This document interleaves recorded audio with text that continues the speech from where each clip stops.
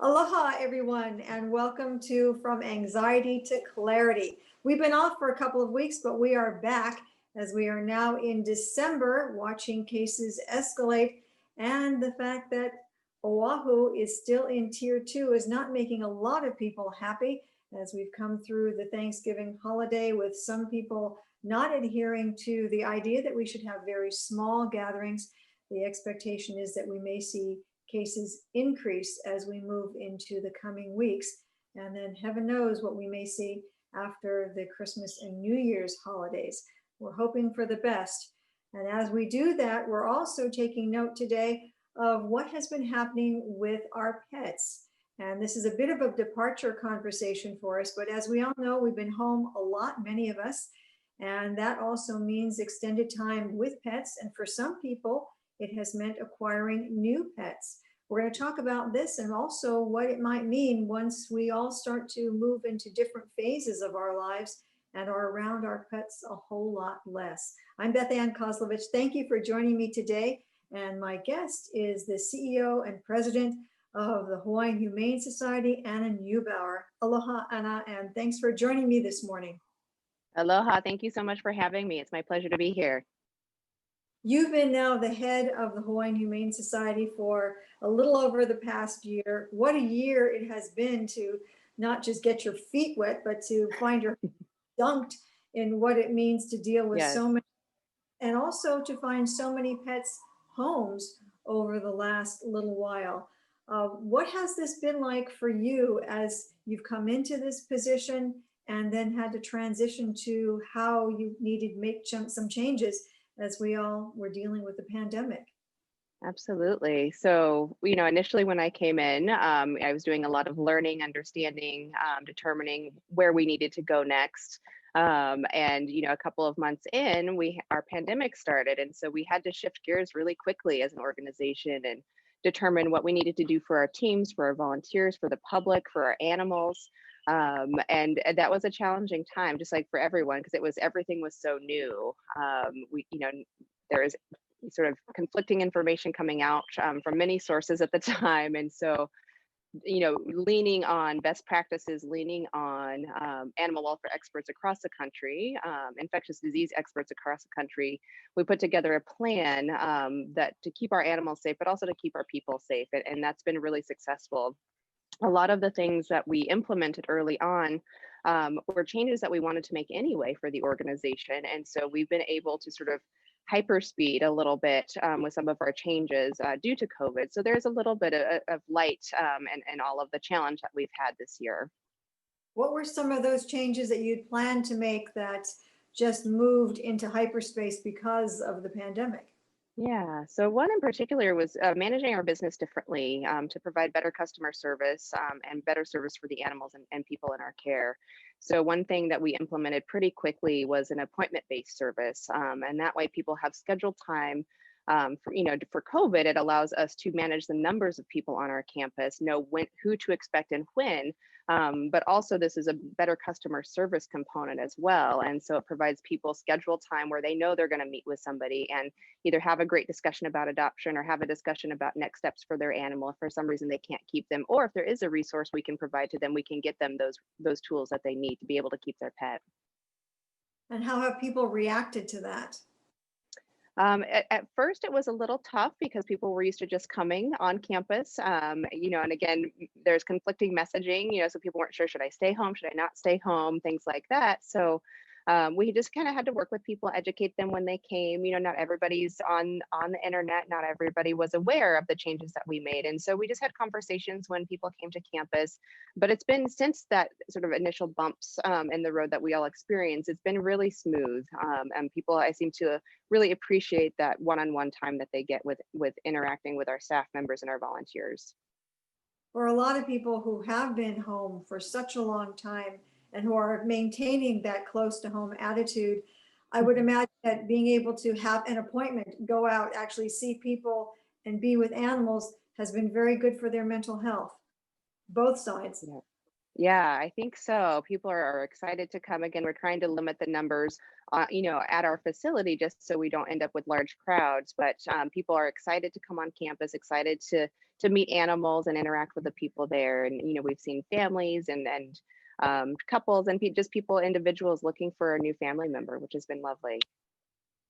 Has the amount of new families and people looking to adopt increased significantly? I wouldn't say increased significantly. We had a large pouring of support from our community early on when we asked for emergency fosters because we weren't sure what to expect. We weren't sure if there was going to be a sudden influx of animals coming from our community when the pandemic started, and so we wanted to be able to get animals out into homes and not on campus. And so we had a large number of people stepping up at that time and saying, "Hey, I'm happy to foster. I'd be happy to take this dog." And many people adopted those foster animals because once you have them in your home, it's hard to give them back. So they were really excited to be able to do that. And that's the ideal situation for all animals, right? Getting them into a home, out of the shelter. People were really excited to be a part of that process. And we had over 300 animals find foster homes really quickly and then find permanent homes fairly quickly after that as well. So early on, we did see an increase in adoptions, and then with the different changes and restrictions and things, we've seen a little bit of a decrease in adoptions just because people weren't out and about as much, and what people want to do to keep themselves safe may look a little different for each individual in each household. So we've seen a little bit of a decrease, but overall, we've been pretty steady with our adoptions. And our offsite adoption partners have actually increased the numbers of adoptions that we had been doing in previous years. So that's been really successful. In general, we know that having a pet for particularly an older person can Mhm. mean greater chances of longevity for that person. Also, the ability to have a child learn how to care for something, a little pet of any type, little Yeah.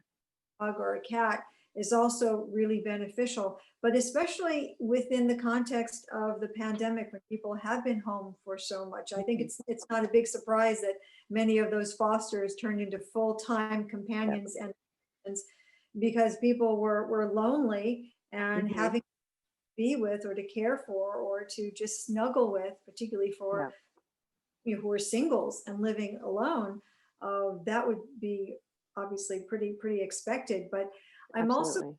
concerned that we have an economy that obviously is not doing well. We've had Yep. some starts. Now we have an increase in cases again. We don't know what we'll see over the Mhm. next couple of weeks or month or so, but projections are not Yeah. looking particularly good. Are you worried at all that some of these lovely animals who have found homes with people will not be able to be kept by those people because they can't take care of them, and it costs a great deal to take care of an animal properly? Yeah. So we are worried about that, and at the national level, when we're having conversations about what's going on in animal welfare and animal sheltering across the country, the eviction moratorium, as everyone's aware, ends this month. And so there's some significant concern that once that happens, people are not going to have any additional support or options, and that may mean an influx of animals coming into shelters. Um, Additionally, with the progression of the economic downturn, if people aren't able to continue to find funding in some fashion, our we can support to a point, but we don't have resources to support housing. We have resources to support, do you need food for your animal, do you need some vaccines for your animal, flea prevention, heartworm prevention, we can get them spayed and neutered for you. We can help connect you with maybe some of those external resources on the human side because we are partnering with some of those agencies. But we can't, we don't have programs to help support funding for homes. And I think that's what people are going to need. And that's what we're hearing kind of across the landscape in our country is that, we're really worried about what's going to happen once this eviction moratorium goes away. If it doesn't get extended and there's not additional support for people to be able to stay where they're at, will they be able to keep their animals and their whole family intact during that process? So what's happening locally with this, Anna? Because obviously people, need to know if there's going to be an alternative or just at least to take some of the worry away that their beloved animal, if they can't care for that animal, may be able to find another home and be able Yeah. to reach. Absolutely. So, we are here for people and their animals, and an animal is much better off staying in a home than in a shelter, and we want to be able to support that however we can. If there a time comes where people they don't have any other alternative, and they feel that rehoming their animal is the best alternative, if we can help them rehome that animal outside of the shelter, we would love to do that. Helping them connect with family and friends, or do maybe some adoption screening on their own if they wanted to list the animal in a different way. If the animal does need to come to the shelter, though, we'll help support that process and take care of them. If they need some additional medical treatment, we'll provide that while they're with us, and then we'll find them new homes. But again, the animal is much better off in the home that they've been with, for however long that is, because that's their family, and so we want to try to find support and resources to keep those animals and families together. I see some of your family members coming to visit off in the Uh, corner.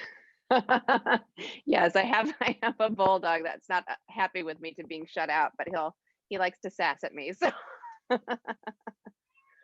Pretty cute. Well, I've got you over here sleeping, and I'm grateful uh, that these are sleeping so you can talk to each other, but I wasn't going to put them anyplace either, especially in this conversation. right. Are you able to work with other organizations within Hawaii who are rescuing animals and who are able to help in whatever way they can to either find homes or to rehome some of these animals? Are you networking together and working together We much? we are. Yeah, no, that's great. And many of the rescue organizations are foster based exclusively, which is a really good scenario for the animal. Again, keeping them out of the shelter, keeping them in a home environment is fantastic. So we do work closely with a couple of different organizations, and they've seen an influx of animals coming in as well. They work with a variety of different populations, sort of the general public needing to rehome animals, but also homeless providers and people that are sort of experiencing houselessness or homelessness right now. So they've been pretty full recently, but we do work with them and transfer animals to them, and try to support each other as best we can during this process, because we're all here for the same thing. We all want the same good outcomes for people and animals. A lot of people are really concerned, though, that if we can't find enough homes, that animals become euthanized. Is Right. there a certain point at which there is no other alternative? I mean, it's a horrible thing to say, but seeing an animal starve is also pretty horrible. Right, and we don't want any animal to suffer for sure, but we don't make decisions based on space. So we are gonna work really hard, to keep animals out of the shelter, to work with partners in the community, and also work with mainland partners. So we were part of, I don't know if you or your audience saw the Greater Good and the Wings of Rescue flight. So we were part of that transport, which is a major undertaking. We sent just over 100 of our animals on that flight. And so again, networking as large as we need to find good outcomes for everybody, even if that means they have to fly across the ocean, to find new homes. We're committed to doing that, and so we will be reaching out and working with as many partners as we need to find good outcomes for everybody. Will there be another such operation anytime soon? There's nothing scheduled, but we had been talking about this. This was really successful and incredibly beneficial to everyone, and we really want to determine how we can continue to work together. I would love to see it on a quarterly basis. I don't know if that's possible, because there's a large cost to doing an endeavor like that, a significant amount of money to make that happen. But even if we can do it just a couple times a year, that's really helpful. And so we're going to continue to have those conversations, and hopefully we'll have some additional opportunities in the coming months for that. But this is all exporting animals from Hawaii to the mainland, not in reverse, I would imagine, because we are much Right. smaller for animals Correct. here on the mainland in all Hmm. kinds, or maybe they just don't have the volume of animals that we might be able to provide, or partially provide. Yeah, exactly. And there are some communities across the country that have a surplus of animals like we do, and other communities that don't. And so moving animals from where there's surplus to sort of homes waiting for animals, that's an ideal situation. And so we try to work with those organizations that are really looking for those animals, because they have people waiting to adopt an animal, and want to adopt animals from shelters and not buy them from breeders, which is really great. That speaks to the need, or the mental health need, to be able to have that companion in a Yes. home.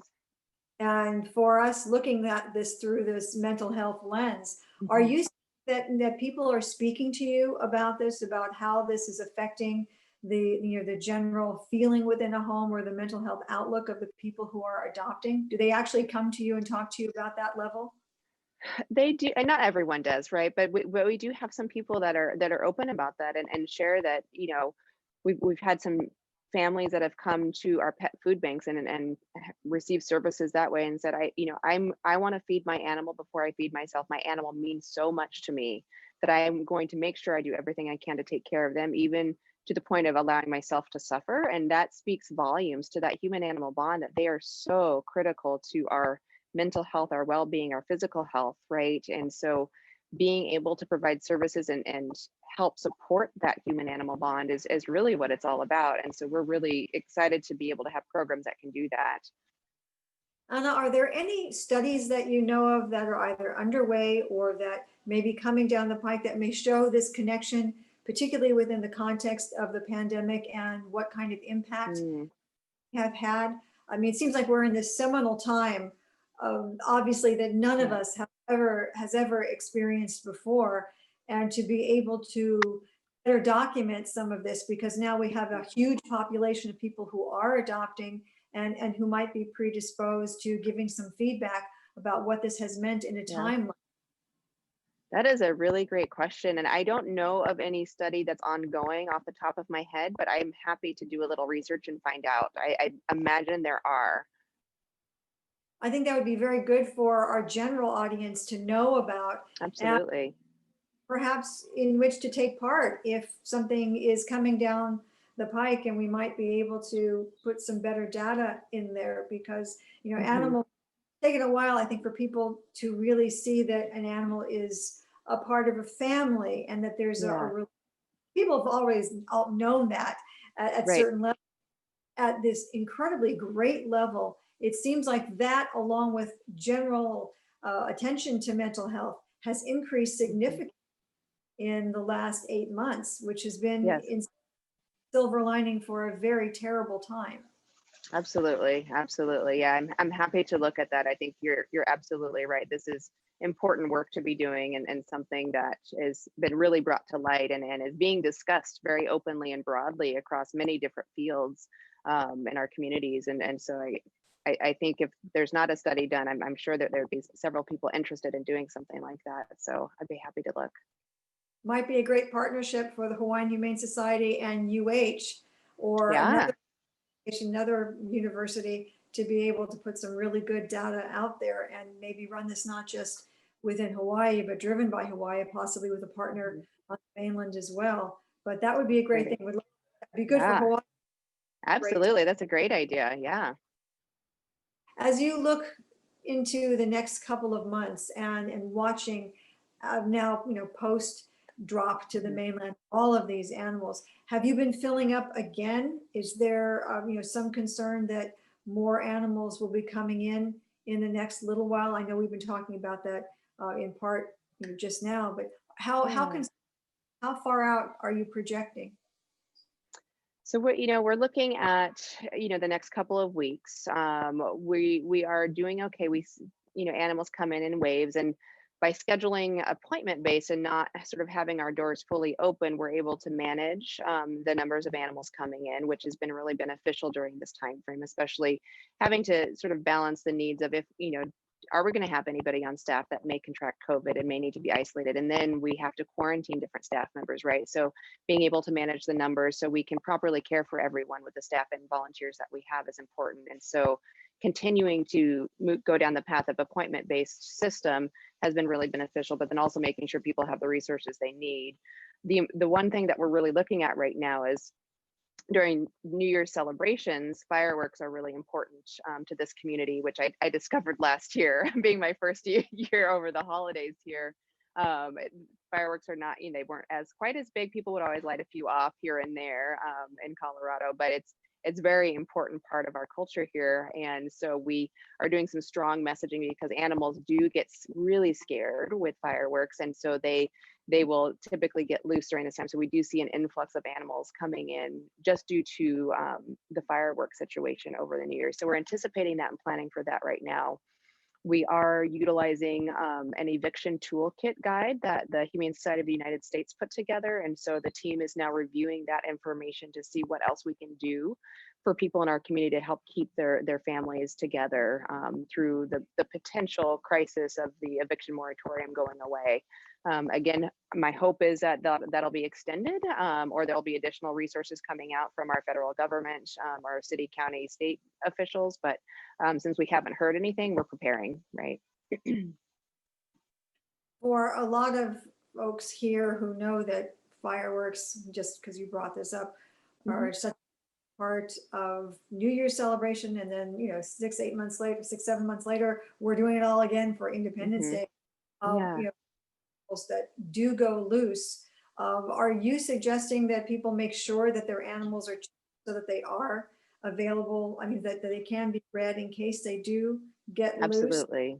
Yeah. Well, actually warming up to that idea, because there used to be a little bit of reticence to having an animal, chipped and trying to insert it into your animal, and people were concerned about, the big brotherness of all of that. But on the flip side, being able to make sure they could track your animal in case it became separated from you. Right. So microchipping is really critical to reuniting animals with their families. And, I've been in animal welfare and animal sheltering for quite some time now, a couple of decades. And I've seen, been witness to so many brilliant stories when an animal has been microchipped. They were missing for 2, 3, 6 years. And suddenly they showed up at this shelter, 2,000 miles away, and their family is thrilled and they're able to get them back home. So microchips do work to get animals back to their people. And with tags are helpful, and if they stay on your pet with their collar, that's brilliant because we can call you right away. That's really helpful. But we all know tags and collars can get loose, especially when animals are terrified. They may go under a fence and that may pull the collar off. There's a lot of different ways that animals lose their collars. And so that's why the permanent identification through a microchip is really critical, because it allows us to scan that number. That's a unique identification number that then in the sort of cloud-based system, the computer-based system that the microchip company has, gives us your phone number and your name, and we can get that animal back in touch with you, in some cases immediately. But if not, we know at least who the owner is, and we can, hold that animal and keep trying those phone numbers or the address or the email address that we have through that microchip number. So it is really beneficial. Are people really warming up to that idea and microchipping more these days? There are more happening. I think we had planned several microchipping clinics this year prior to COVID, and with COVID, we had to kind of adjust that. So we're looking at some unique ways of starting that back up through sort of a drive-through service. A different appointment-based service than what we had originally planned. There are more people doing microchipping now, certainly than there were previously, but we still have a long way to go. I think there are still people that are hesitant, as you said earlier, to get that done. It's not a GPS tracker. All it is a microchip that holds a unique number on it, and that's it. So there's nothing else to it. It's pretty low tech compared to our cell phones that we have nowadays, right? So, but it is such a valuable thing for your pets to have. You spoke a little while ago that you have volunteers that are still coming and working with you. Perhaps the few organizations that is still allowing volunteers to come on campus, certainly hospitals haven't been doing places where there might be concern for high transmission. Did you, obviously you have a protocol. What do you ask of your volunteers so that you know that they have the best chance of remaining safe and healthy, and they know that they have the best chance of remaining safe and healthy, and also help you in ways that you become so dependent on volunteers to do for so many years? Right, absolutely. So everybody has to wear a mask when they're on campus the whole time. We ask people to wash their hands frequently. We require people to be socially distant. A lot of our volunteer opportunities we did scale back on, so we don't have near the number that we did previously. But we do still have the critical roles like our dog walking volunteers who play such an integral role to the health and well-being of our dogs on campus. And so they're, for the most part, their roles, they don't necessarily have to interact with people. So they go and take the dog out, take them for a nice walk, and come back and put them in the kennel, wash their hands, and move to the next animal. And so they can do some of these functions being very socially distant and being very safe for themselves and for other people. I do see some of our volunteers, in addition to the face mask, wearing a face shield. And so any additional extra measure of protection that people want to implement for themselves is definitely welcomed. We also were recipient of the Alliance to Restart Hawaii. They had sort of a new biofilm technology that they came and applied to our campus and many of the high traffic areas just to help reduce disease transmission if any might occur. Our campus is pretty open air as well, so there's not a lot of really close knit areas where you don't have the open air component. And so I think just by nature of our campus setup, the different job opportunities that we have for volunteers, and then the ones that were maybe a little bit more public facing, we've kind of scaled back on that. I feel very confident that people are feeling safe and comfortable. And then if they're not comfortable or they're very high risk, we are completely confident that, you know, once this is over, they're welcome to come back. Everybody's been really good about communicating with us, and so we're really comfortable with sort of the processes that we have in place to keep people safe. It's not 100% just like with anything, but it's pretty as good as we can make it right now. Are children still welcome in the volunteer program of parents who have been bringing their children, using it as a way of teaching them about animal husbandry, also giving them an outlet for something that was truly low tech and high love? Yeah, so we did stop that because, again, trying to limit the number of groups on campus, and there was more interaction with those groups of volunteers and with other volunteers. So we did put a pause on that. Another one of our volunteer programs was pet visitation at nursing homes and hospitals and things that had to be paused right away. And we've not really started that back up. We've had a few volunteers do some visitation through windows outside of facilities, which has been lovely. So I don't know, I'm sure a couple of your viewers have seen some of those stories. You know, I've seen some horses doing that are therapy horses, and I've seen some dogs doing that as well. We had a dog go through and visit with people just through their windows in their rooms outside. So that was lovely. But for the most part, that program is completely shut down, which is really, really unfortunate, because as we've been talking about, that human animal bond is so valuable and so important. And people that are having social isolation, just seeing an animal, and it brings back fond memories of childhood. Oftentimes people in nursing homes or other areas, they talk when they see an animal, and otherwise they don't talk. And so it's really unfortunate that we can't have these programs right now, and I'm sure, you know, as you were saying, it's contributing to some decline in mental health for our seniors and for others that are struggling right now. I'm thinking about children in children's wards too, who Yes. benefit and have from programs such as yours. Everyone's counting down the days until we can start the vaccination program, and those first responders, those who deal with patient care on the front Yes. lines, will be first, and hoping that as that comes on, that we'll be able to see some of these other programs that are so simple but are so simply Mm-hmm. important for mental wellness and good mental health. And Yeah. I hope back very quickly, because I know how important that has been in a hospital setting. Yeah, I do too. I do too. And our volunteers they're eager, but they understand. Such a good program. Yeah. Is there anything that you see the Hawaiian Humane Society wanting to contribute or to do in a way that you haven't been able to up until now, that might have a ripe time for you to be able to do that program, or to be able to Mhm. shift attention in certain ways because of what we've all experienced with COVID?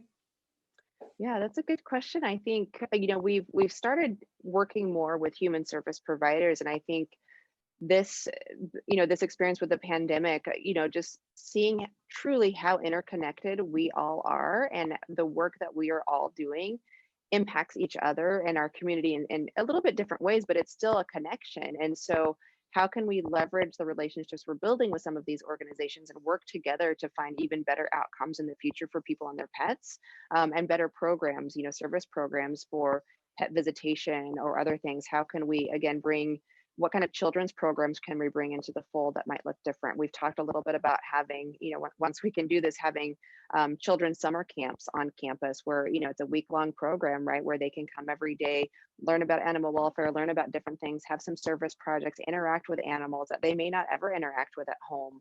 And so that some of these things, we're talking about, but we know we can't do yet. And so getting things kind of put in place, continuing to have open dialogue with other organizations can help really set us all up for some really exciting, I think, program development in the years to come.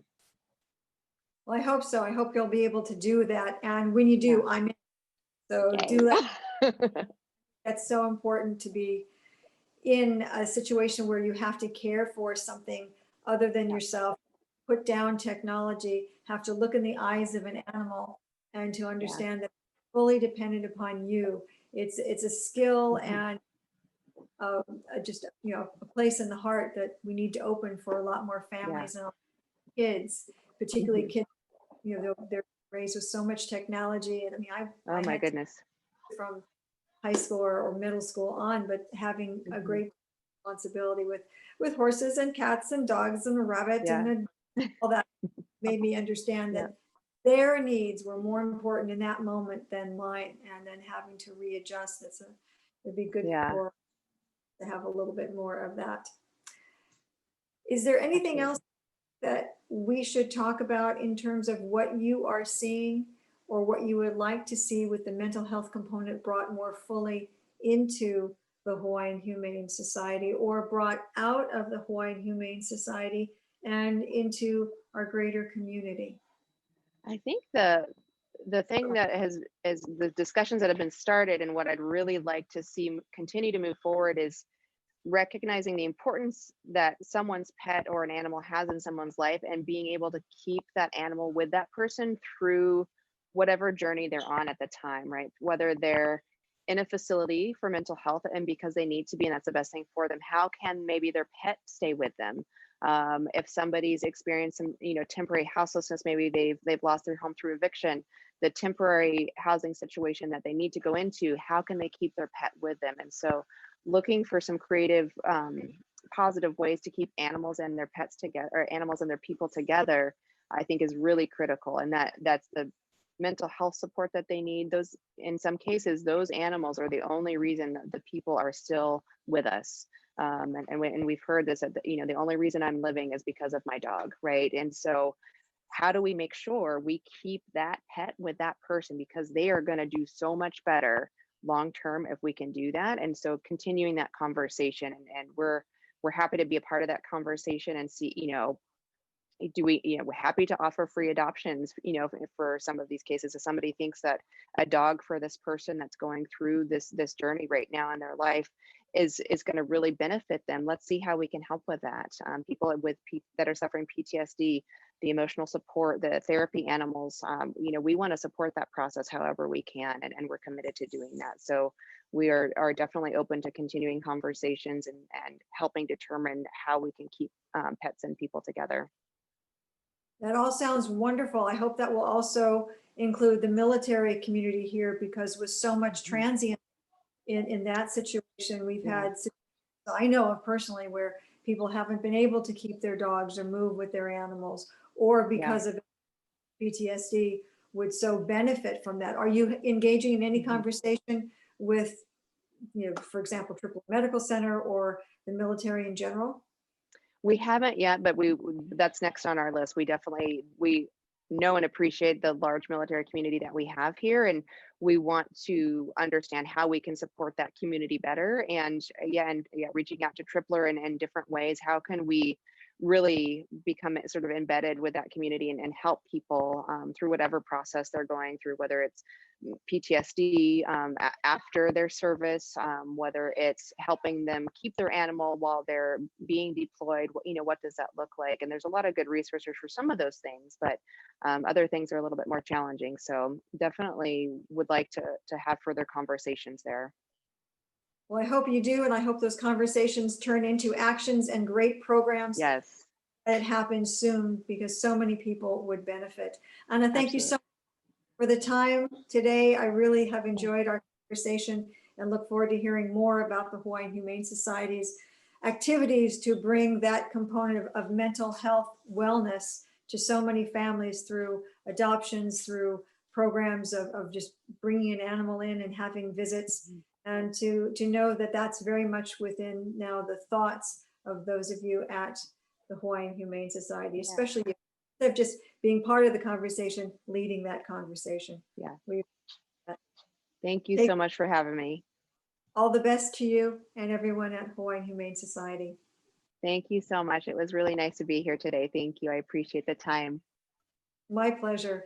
And to all of you who joined us, thanks very much for being here for another conversation from anxiety to clarity. And of course, if you have any questions, send them to me via email. My email is kozlovb, that's KOZLOV as in Victor, B as in boy, at sutterhealth.org, and we'll get you an answer to those questions. And if you have a suggestion for another conversation that you'd like to hear, let us know. Same email address, kozlovb@sutterhealth.org. Other than that, we will see you next time as we are all trying to make it from anxiety to clarity. Aloha.